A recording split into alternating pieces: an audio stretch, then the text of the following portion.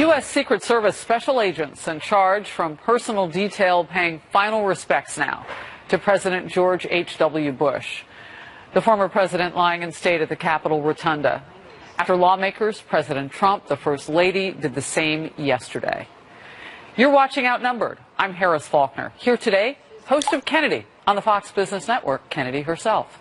Fox News analyst and co-host of Benson and Harf on Fox News Radio, Marie Harf, national security analyst, Morgan Ortagus, and in the center seat, former White House press secretary under President George W. Bush and a Fox News contributor is here, Ari Fleischer, on a special week. Yeah, a sad week, and in the American tradition, a historic week. Yeah, lots of those American symbols that we're seeing so much of.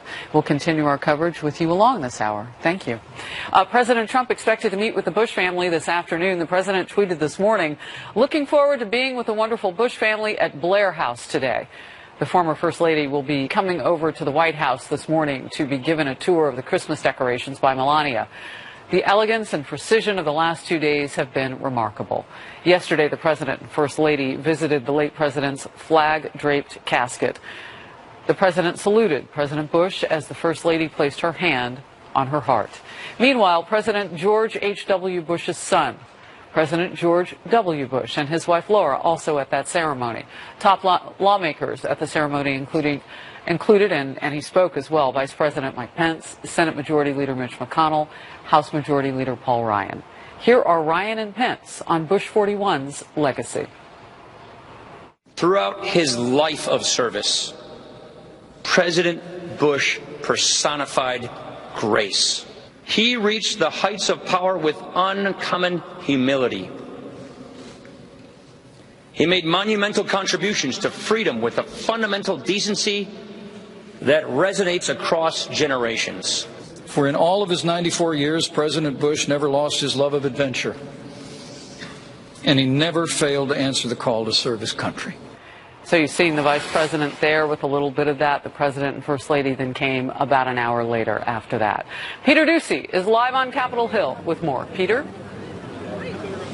Harris, the Bush family is now saying thanks to everybody that waits in line in the cold to come and pay their respects with this card. And on the back of the card, there's an inscription. This is what it says. It says, "The family of George H.W. Bush deeply appreciates your prayers and many kindnesses as together we celebrate and honor the life of a loving and devoted husband, father, grandfather, great-grandfather, brother, friend, and the 41st President of the United States." The late President's service dog, Sully, just paid his respects inside the rotunda, circling the casket and laying down beside it on a leash held at times by the former DHS Secretary and Pennsylvania Governor Tom Ridge. And they were joined by several beneficiaries of the Americans with Disabilities Act, which was signed into law by the late president in 1990. Military leaders who served under the Commander-in-Chief Bush came to salute him a final time today, including the chairman of the Joint Chiefs during Operation Desert Storm, General Colin Powell, and former leaders from Langley came to say goodbye to the former CIA Director Bush, including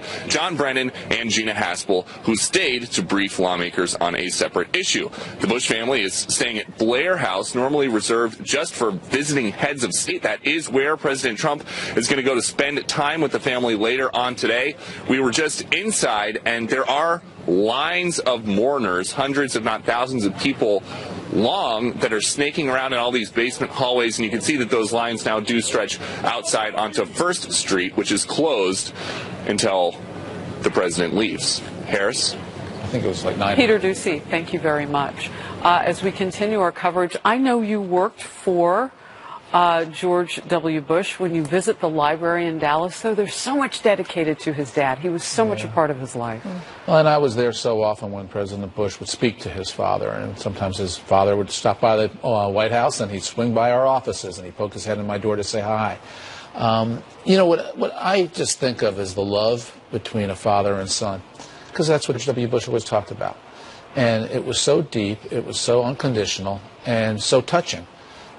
Those were two guys, a son who adored his father, emulated his father in so many ways, and I just know he misses his father already. We have some special photographs that you have shared with us this morning. If we could pop a couple of those up on the screen. Tell us about this picture. Yeah, that was on Air Force One. I can't remember what year that would have been, but we were all younger. I had hair back then. And the president just loves spending time with his family. That was my office, the press secretary's office in the West Wing.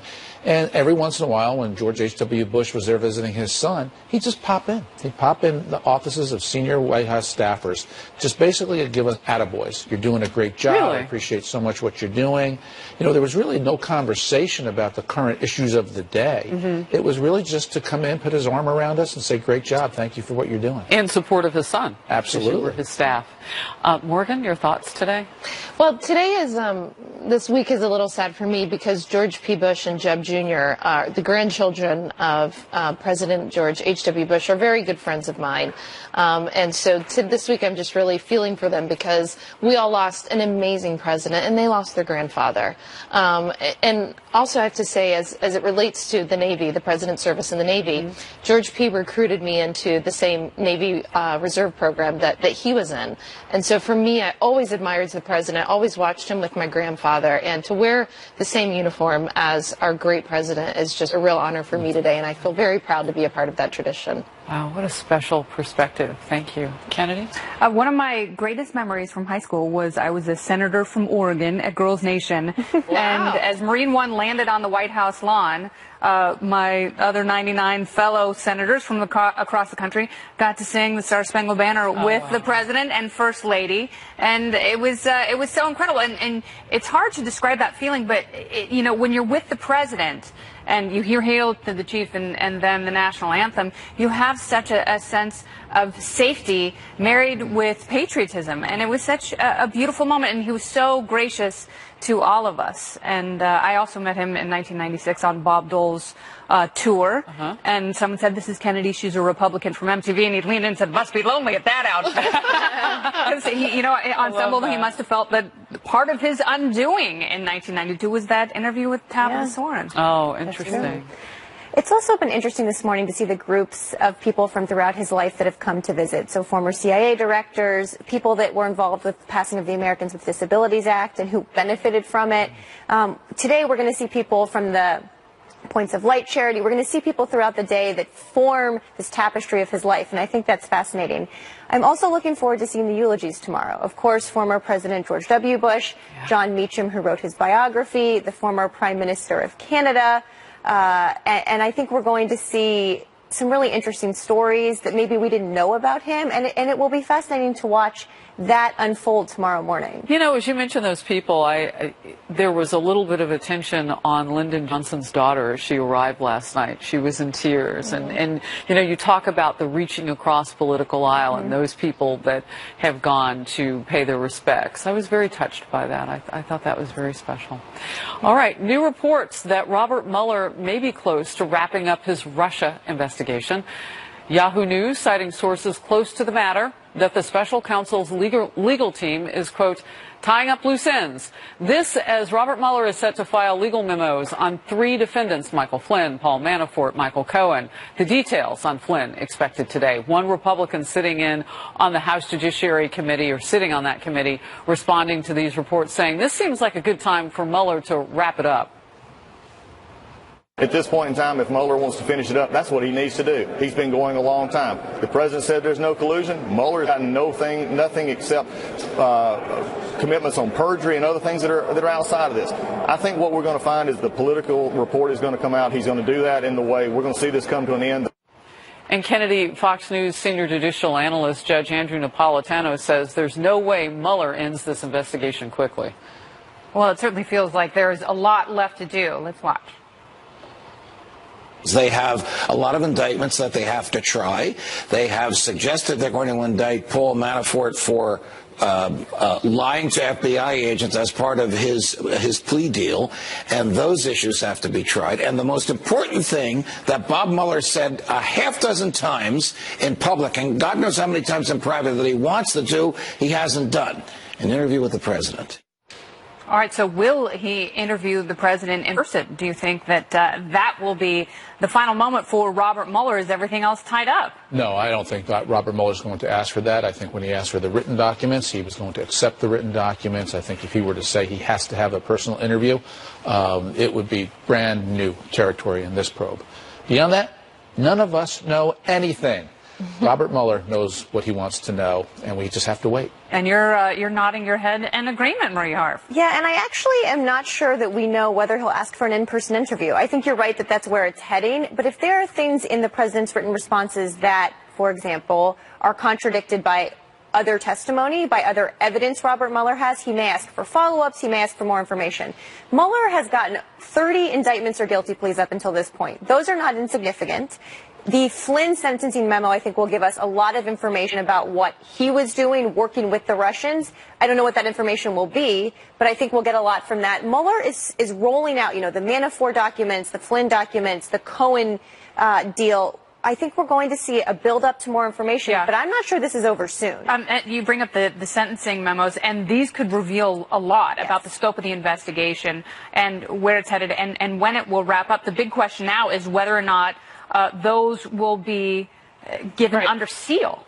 So that's true, although I think a spokesman for Mueller indicated that some of it would be public. So we'll see. I think. At least for Manafort, that's right. So I've been quizzing, Kennedy, Republican members of the Senate and of the House to see what they're thinking about these reports, what it comes out. Generally, the consensus, especially some of the members of the Senate that I've spoken to, is if there's a lot of more pleading to process crimes, if there's no real evidence of collusion, I don't think that there's going to be a Republican rallying cry. But what I think they're looking for, what I'm looking for, is whether it's with Stone or any of the other characters, did they not only know about the emails, but was there some sort of coordination with WikiLeaks on the release of when the best time would be? That would be coordination with WikiLeaks that I think would be untenable for a lot of Republicans. Yes. But if it's just more lying, more process crimes, I don't think that you're going to see a strong reaction. So does Mueller have to show a direct chain between the Russians, Jerome Corsi and Roger Stone, and Julian Assange that goes from Russia to intermediaries to WikiLeaks? Well, for the case that he's posturing, and we don't know what that looks like against them, yeah, absolutely. Whether or not then you add the president on to that line, if you want to prove collusion or conspiracy or whichever. Is that necessary to be problematic? Does the president have to have foreknowledge of any of that change? So the way that legal experts have explained it to me, those are the rules of conspiracy, the way that we define them in the United States, which I'm not sure how we got stuck on that word collusion, but it really is about whether these people conspired together. You made news the other day, though, when you said that there could be there. It lit up, it went viral. Yeah. Why did you say that? I said that because of an article that I had read in the New York Post of, people who defended the president where it has felt like a witch hunt and they feel like a lot of this has been a miscarriage and so overhanded. But the fact that Mueller is operating in such secrecy and the things that we are hearing, there are dots that are coming into focus. It appears to be problematic. And I think the idea that this is all about nothing, it is an investigation in search of a crime. If there is, maybe it's not a crime committed overtly by the president, but if there is something there. Can we reset the table here to what counts? Did anybody in the Trump campaign or President Trump participate in the hacking of John Podesta's emails or the DNC's emails or the dissemination thereof? Right. That's what this is about. Hold on a second. Key. That's the core of this. That's the core of this matter. That's what's alarmist. That's why I've always supported the Mueller investigation. Because if any of that happened, the American people deserve to know, and there needs to be accountability. Absent that, I don't see anything here that Donald Trump could be in trouble for. That is so interesting because we no have gone around the barn to get to the front door of the house. That's my point. We have all this noise, but that's a all straight this smoke, line all this logic, everything. what you're saying. But we need to go back to what the 2016 campaign was about and what the vulnerability was here. And that is what I hope Bob Mueller will get to the bottom of. And he can indict every Russian he wants. I'm glad he is. Yeah. But none of those people worked for the Trump campaign. And that second part is key. It's the dissemination. It's what Morgan said. If Roger Stone was working with WikiLeaks to time when they were released to help in certain states, that is not a good thing. I don't know if it's... Well, it's not good for Roger Stone. Exactly. Now, the question is, did anyone I mean, he was in touch with Donald Trump about many things. Was he in touch with him about this? Marie, the problem with that logic, the problem with that line of thinking, and it has to be more linear than that. No, that's the question, Harris. Did anyone at the Trump campaign that's the question. know? You know, what does Robert Mueller have? And then it goes to the heavy-handedness. What sort of surveillance tactics were they using? Was there an abuse of power? Because those things are also inappropriate. But if there is something, if there's documentation linking the campaign with Roger Stone and with WikiLeaks, that is problematic. We don't know that. We have to stop operating as though we know that. But also, I would like to see if these things are untoward and illegal. I would also like to know, with the power of special counsel, how the Russian dossier was put together, what Russian operatives were used in gathering that information, and how that was coordinated with the Democratic National Committee and a law firm that was being paid for by Hillary Clinton's campaign. I think that just because you lose an election doesn't mean you escape the law. So that's parallel investigating. But what I'm talking about is that linear connection. So yes, if Roger Stone and Corsi, and that's problematic for them. The question I have is, what did the president know? What was he aware of? And Ari, you've worked in a White House. There are a lot of things the president may have known and may not have known. We don't know. And that's why I resist beginning any sentence with the word if.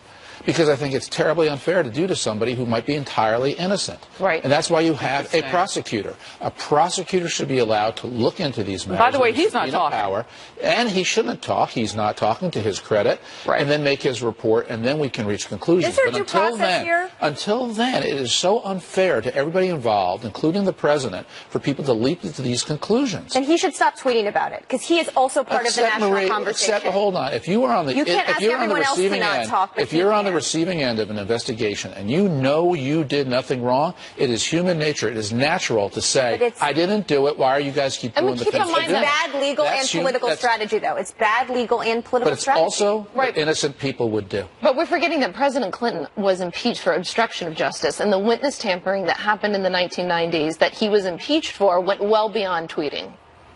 Well, Twitter wasn't around. All right, lawmakers agreeing to pass a stopgap funding measure to keep the government open for 2 weeks as the nation mourns the death of President George H.W. Bush.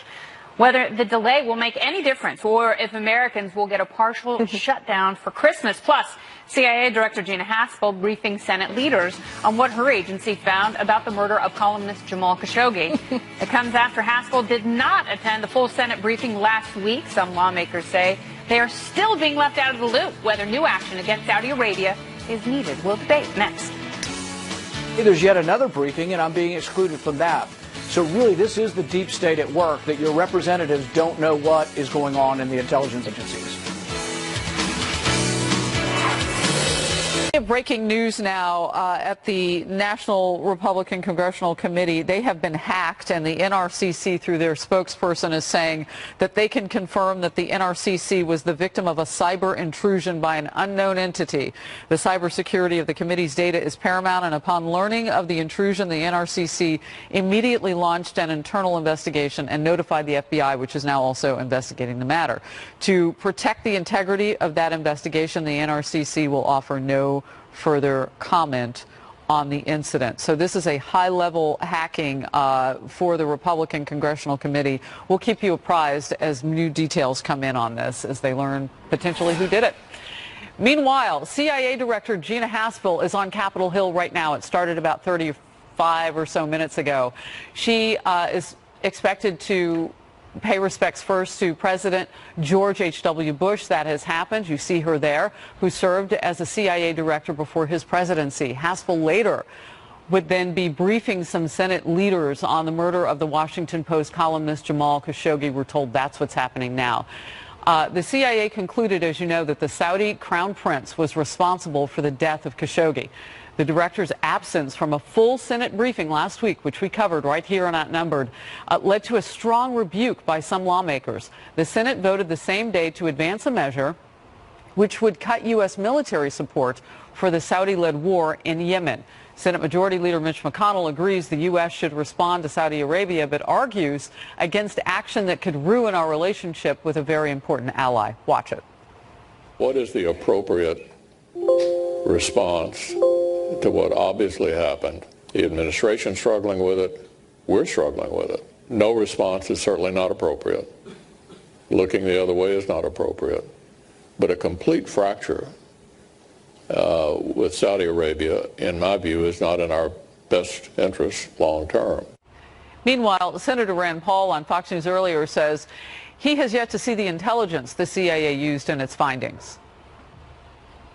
This is the very definition of the deep state. The deep state is that the intelligence agencies do things, conclude things, make conclusions, but then the elected officials are prevented from knowing about this. So this, if we aren't told about this, if I'm not allowed to know about these conclusions, then I can't have oversight. And so then the state grows. So, Ari, I have to say in interviews, I've heard two different versions of why Gina Haspel was not there. One was that she wasn't invited by senators to be there, which would fly in the face of what Senator Rand Paul was just intimating there. The other came from Senator John Kennedy of Louisiana, who said that, well, there was some concern, perhaps by Haspel's team, that there would be leaks if that happened. So I don't have the full facts. I just have two different versions of the story. Well, I don't know the answer, and of course there already have been leaks that came from the CIA itself. So I think the issue is less whether she was there last week or this week. It's appropriate for her to be there. Congress has a right to know, especially the ranking members on the intelligence committees. But to me, the fundamental issue is this is a basic clash between our nation's moral values and our realistic needs. What do you do when, assume that the Crown Prince was part of this, that he orchestrated, he was behind the scenes? What do we do? Do we say because of a moral imperative that we will cut off relations with Saudi Arabia? We will urge the king to jettison the Crown Prince and put a new ruler in his place. How far should America go? Particularly when in this region of the world we have to be so sensitive to what Iran is doing, a nation that also murders people and is a grave threat to the United States and our allies everywhere. Yeah, when you say that, I think of Yemen and what potentially could be a humanitarian crisis like none other that we've seen in the open era. And why is Yemen a problem? problem? It's because Iran made it a problem. Well, it's also because Saudi Arabia is using the weapons we sell them to indiscriminately kill civilians. So I think, Ari, you're making it very either or. We can have a strong relationship with Saudi Arabia while also punishing them for what they've done to Jamal Khashoggi. So what do you want to do to the Crown Prince? And I don't think we need to do anything to the Crown Prince, honestly. And I do not think we should try and orchestrate who is leading that country from the United States. But I do think we need to seriously look at scaling back in Yemen. I think what the Senate did, a bipartisan vote to look at that war. They expect that to pass, by the way. Absolutely. No, it doesn't have a lot of teeth from a policy perspective, but it should send a message that the unfettered American support for a Saudi operation in Yemen that is a humanitarian catastrophe cannot continue as a blank check. That's perfectly fine with me if you can get Iran to do the same thing with the Houthi rebels who they are sponsoring. They're not. Iran's You're not going to be able to lobby Iran. Iran's not using our weapons to kill Morgan, I want to ask you about the bipartisan nature of what we're seeing, though, because the senators with whom I've spoken say that they have bipartisan support to get what Marie is talking about. And it may not be a binding resolution with teeth, but it does, in fact, send a message. Are we all on the same page politically to do that? Yeah, so I lived in Saudi Arabia for 2010 and 11 as Treasury's attaché during the first term of Obama, and I can say that the relationship is incredibly important and crucial, but it's not mutually exclusive here. We can also hold our allies accountable, and so that's why I think that you saw 63 people in the Senate, bipartisan, vote to move this measure forward. All you need is 67 for a veto-proof majority. So I think in a new Senate, you could definitely, I think, easily get to that, whether it relates to Yemen funding, but also for approval of additional Saudi arms sales. I think what you're seeing here is the Senate flexing their muscle, saying that we do not want to just reflexively give the Saudis a pass for this, that they need to be held accountable. I agree with Marie that it's going a bit too far, though, to say that we should be determining what the conference does. But that's also a straw man argument, and it is a false dichotomy to what's say. A straw man argument? It's a straw man argument to say that people are saying that we should cut off relations with Saudi Arabia entirely and totally fracture the relationship. No one is saying that. That's a false dichotomy to say that we fracture the relationship, or we are so far up in the Saudis' business that we do what every administration has done, which is kowtow to this regime, which is so inappropriate given not only what happened with Jamal Khashoggi, but also what happened on 9/11. So beyond the sanctions that have already been done, what should we do? We should not be investing in foreign wars like the one in Yemen that is killing civilians. We should not be exporting weapons of death to regimes like this who don't have our interests. You know who our allies are in the Middle East? Jordan and and Israel, not Saudi Arabia. Saudi Arabia exports a form of Islamism that is toxic to the West, and they want to see the death of freedom. And Jordan that is not and I assure you, propping up in misogyny. The last thing Israel with all wants, due respect, the last thing Israel wants is for Iran, through the Houthi proxies, to be able to get access to more of Yemen than they already have, and therefore cut off shipping that comes out of there. Okay, there's this geopolitical strategic interest here as well, where Iran is the real threat in the Middle East. But Saudi Arabia. but this is what I want to make plain. Saudi Arabia makes billions and billions of dollars off of oil. They can defend themselves. There's no reason that we should be giving them weapons. They can't defend themselves. We can defend ourselves. We can have a robust military. I want to bring up warriors. We don't have to involve ourselves in every foreign war, especially in the Middle East. So what's happening with the people on the ground in Yemen is that they are being starved to death. And we agreed almost a half a century ago that we weren't going to see that type of behavior in wartime. We agreed that that's criminal. But you know what, Harris? So how do we adjudicate that if we cut everything off with Saudi Arabia? How can we have a relationship with Saudi Arabia versus Yemen so that when those war crimes are committed, that we have some way to deal with that? But they weren't starving to death when President Saleh was the president of Yemen and prior to the Iranian intervention in a civil war there. Do you know why a lot of That's what put Yemen into the crisis that it's in now. No, the Saudis are preventing humanitarian aid from getting in many of the ports in the areas they control in Yemen. The Saudis are not angels in this war in Yemen, and Iran is not 3 million feet tall. If we pull out some of our armaments from Yemen, Iran is not going to take over the region. Interesting. Iran spends a fraction of what Saudi Arabia spends on defense every year, and Iran is still better in the region. One other point, Al-Qaeda and the Arabian Peninsula is another thing that we have to deal with on the ground. Boy, we need to have more of this discussion, and we will at another time. For now, a push for bipartisanship and a divided Washington. President Trump reaching out to Democrats. Is that a sign we could see a friendlier Congress in 2019? Plus, the fight over one of President Trump's most controversial proposals now delayed.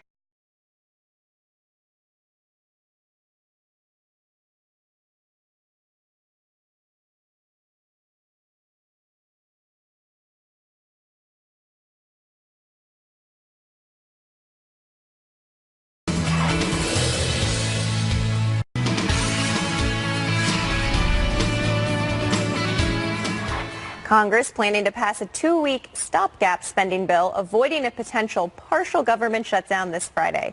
But the debate remains contentious. President Trump tweeting just an hour ago, quote, "Could somebody please explain to the Democrats, we need their votes, that our country loses $250 billion a year on illegal immigration, not including the terrible drug flow, top border security, including a wall, is $25 billion, pays for it itself in 2 months. Get it done."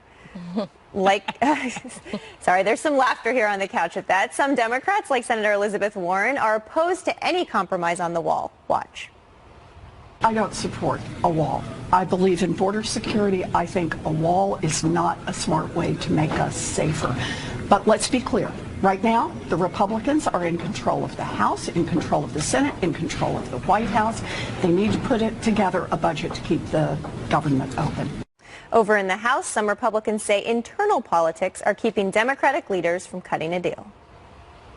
In this situation, we've got a fundamental problem on the Democratic side because I think that Leader Pelosi is, everything that she does right now is based on what's going to be necessary in order to get the votes to be Speaker. Obviously, she got the votes in the caucus. She's still got to get the votes on the floor, and I think she's got to make sure that she placates sort of, every wing of their party, including the far left. So, Ari, we had Matt Schlapp on the couch yesterday. We were talking about this issue of immigration, and he made the point that both parties have internal politics that make it hard right now to get anyone to agree on anything. Republicans have their own internal dynamics about the wall versus how much they want versus DACA versus the immigrants who are already here. Democrats obviously have their own divisions. Is there a deal to be made? I sure hope there's a deal to be made. I think as a Bush Republican on this who still wants comprehensive immigration reform to be done, it's the right thing to do. The problem is the Democrats have personalized the issue, in my opinion, because they will not support a wall in any case because Donald Trump is for a wall. So when I hear that, I think to myself, what we really ought to do is tear down the wall between California and Tijuana. If walls are so inherently bad, if walls are wrong, as Elizabeth Warren was saying, take down that wall. Just let the whole caravan in through to California because you shouldn't have walls, right? Of course we should have walls.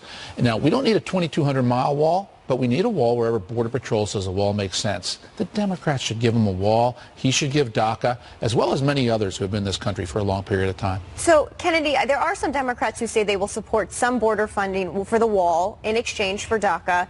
Will any of this get done before the end of the year, which we have to pass some sort of something to keep the government open, or is comprehensive immigration reform definitely next Congress? I don't think you're going to see comprehensive immigration reform. And, you know, I think you guys got very, very close.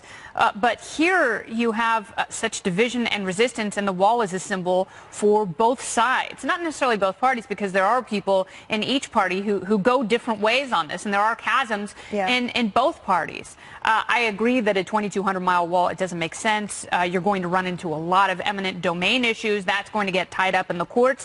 But I think the world is not as safe now as it was in 2006 when Democrats voted for border funding and protection. So ask them in 2006, because many of them are still in Congress. Ask Dianne Feinstein, what would she agree to then that she would agree to now? And also, I think some of the legislators and governors in border states should have more of a say. Harris? All right. We've got a little bit of breaking news. A House is expected to approve this stopgap that we're talking about. This is just happening on the Hill now.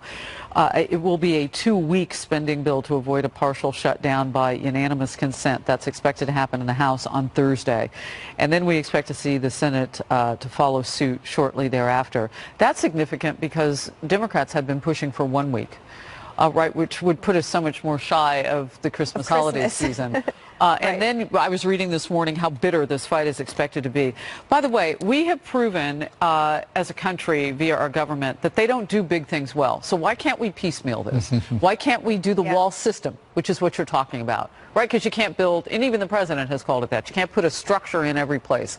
You fill in with ICE and the Border Patrol where you need to.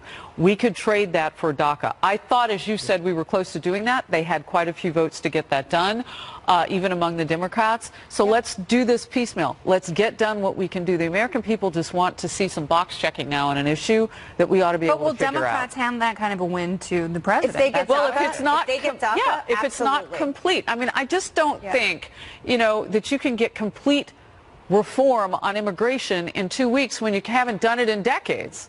Amen. There you go. Sorry. We'll get to you next time on immigration. Up next, President Trump reaching across the aisle to meet with a prominent Democratic senator. Is this a sign the president is ready to work with more Democrats? Will they want to work with him? We'll debate up next.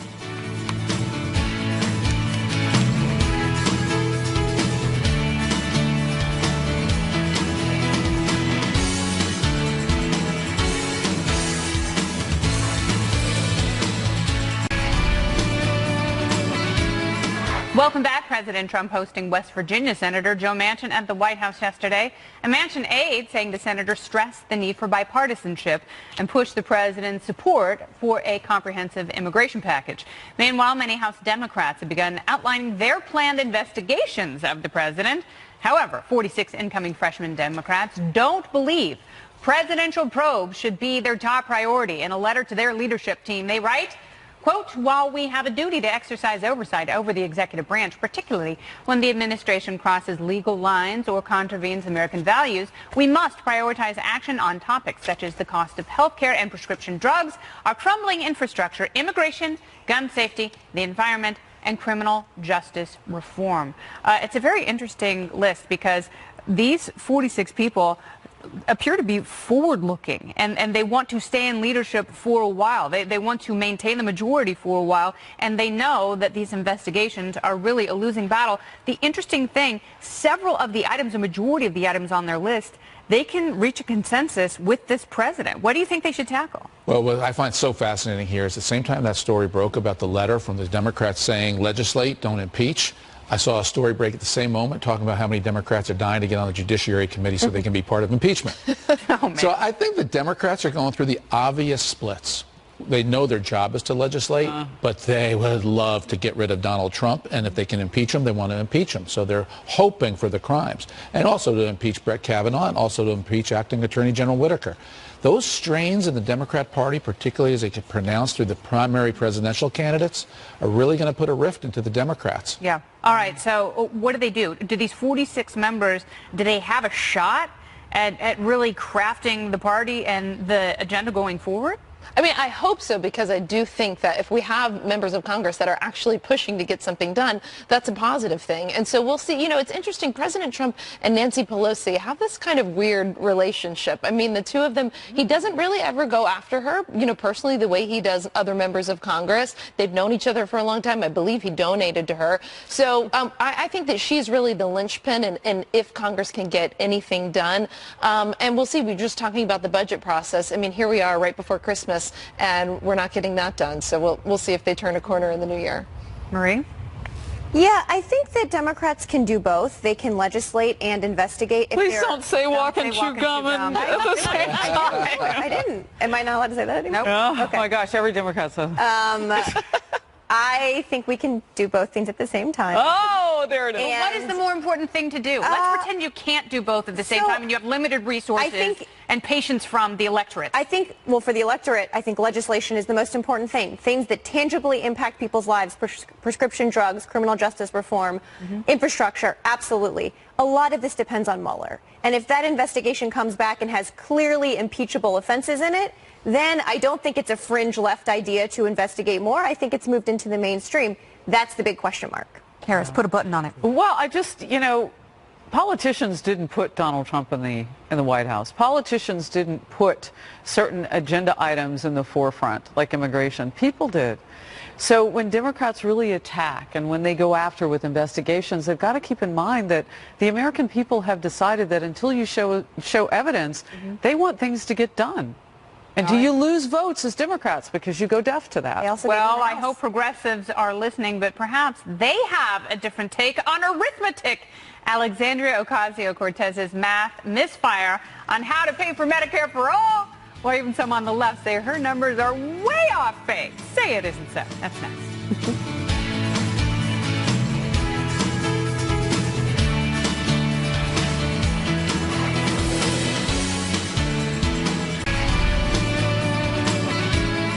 Welcome back. President Trump hosting West Virginia Senator Joe Manchin at the White House yesterday. A Manchin aide saying the senator stressed the need for bipartisanship and pushed the president's support for a comprehensive immigration package. Meanwhile, many House Democrats have begun outlining their planned investigations of the president. However, 46 incoming freshman Democrats don't believe presidential probes should be their top priority. In a letter to their leadership team, they write, quote, while we have a duty to exercise oversight over the executive branch, particularly when the administration crosses legal lines or contravenes American values, we must prioritize action on topics such as the cost of health care and prescription drugs, our crumbling infrastructure, immigration, gun safety, the environment, and criminal justice reform. It's a very interesting list because these 46 people appear to be forward-looking, and they want to stay in leadership for a while. They want to maintain the majority for a while, and they know that these investigations are really a losing battle. The interesting thing, several of the items, a majority of the items on their list, they can reach a consensus with this president. What do you think they should tackle? Well, what I find so fascinating here is the same time that story broke about the letter from the Democrats saying legislate, don't impeach, I saw a story break at the same moment talking about how many Democrats are dying to get on the Judiciary Committee so they can be part of impeachment. So I think the Democrats are going through the obvious splits. They know their job is to legislate, but they would love to get rid of Donald Trump, and if they can impeach him, they want to impeach him. So they're hoping for the crimes, and also to impeach Brett Kavanaugh, and also to impeach Acting Attorney General Whitaker. Those strains in the Democrat Party, particularly as they get pronounced through the primary presidential candidates, are really going to put a rift into the Democrats. Yeah. All right. So what do? Do these 46 members, do they have a shot at really crafting the party and the agenda going forward? I mean, I hope so, because I do think that if we have members of Congress that are actually pushing to get something done, that's a positive thing. And so we'll see. You know, it's interesting. President Trump and Nancy Pelosi have this kind of weird relationship. I mean, the two of them, he doesn't really ever go after her, you know, personally, the way he does other members of Congress. They've known each other for a long time. I believe he donated to her. So I think that she's really the linchpin, and if Congress can get anything done. And we'll see. We're just talking about the budget process. I mean, here we are right before Christmas, and we're not getting that done. So we'll see if they turn a corner in the new year. Marie? Yeah, I think that Democrats can do both. They can legislate and investigate. Please don't say walk and chew gum at the same time. I didn't. Am I not allowed to say that anymore? Oh, my gosh, every Democrat says. I think we can do both things at the same time. Oh, there it is. Well, what is the more important thing to do? Let's pretend you can't do both at the same time and you have limited resources and patience from the electorate. I think, well, for the electorate, I think legislation is the most important thing. Things that tangibly impact people's lives, prescription drugs, criminal justice reform, infrastructure, absolutely. A lot of this depends on Mueller. And if that investigation comes back and has clearly impeachable offenses in it, then I don't think it's a fringe left idea to investigate more. I think it's moved into the mainstream. That's the big question mark. Harris, put a button on it. Well, I just, you know, politicians didn't put Donald Trump in the White House. Politicians didn't put certain agenda items in the forefront, like immigration. People did. So when Democrats really attack and when they go after with investigations, they've got to keep in mind that the American people have decided that until you show evidence, they want things to get done. And do you lose votes as Democrats because you go deaf to that? Well, I hope progressives are listening, but perhaps they have a different take on arithmetic. Alexandria Ocasio-Cortez's math misfire on how to pay for Medicare for all. Well, even some on the left say her numbers are way off base. Say it isn't so. That's next.